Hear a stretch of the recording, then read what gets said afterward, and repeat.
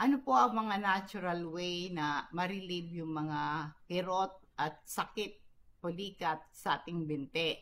Una, ipahinga mo. Isang best way na para mawala ang sakit ng ating mga binti, ay ipahinga mo siya. Iwasan mo yung activities na nagpapa-aggravate sa pain tulad po ng pagtayo ng matagal or paglalakad ng mahabang oras.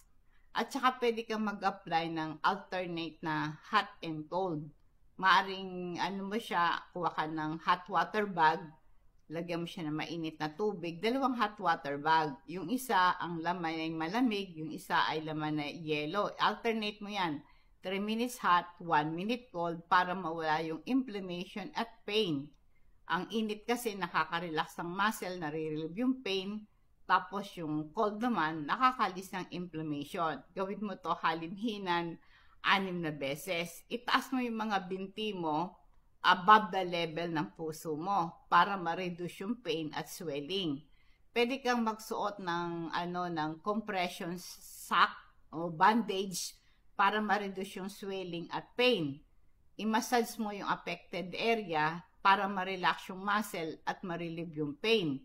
Kaya maaring ibabad mo muna sa hot water, yung warm water, after ng babad sa warm water, patuyuin mo, pamassage mo yung affected area ng binti mo. Kaya yan po ang mga dapat nyong gawin para ma-solve po yan. Mag-inom ho kayo ng ginger tea. Anti-inflammatory yan, pati yung turmeric, pwede mo silang ipagsama. Turmeric at saka yung luya, gawin mong tea. Pwede rin kayong bumili ng Epsom salt. Ito pong Epsom salt, ito po ay nakaka-reduce ng inflammation.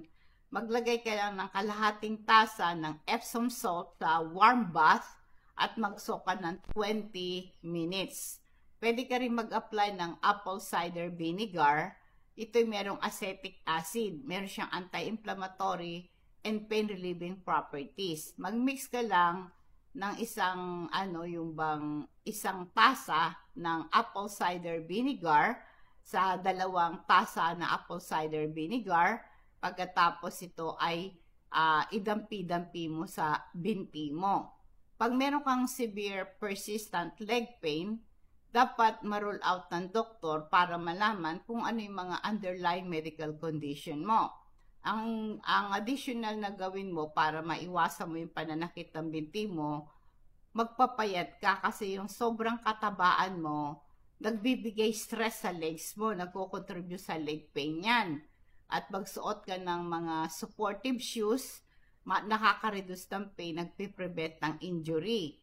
Magkaroon ka ng stretching exercise, ma-improve ang flexibility, ma-reduce yung muscle tension, ma-prevent ang leg pain.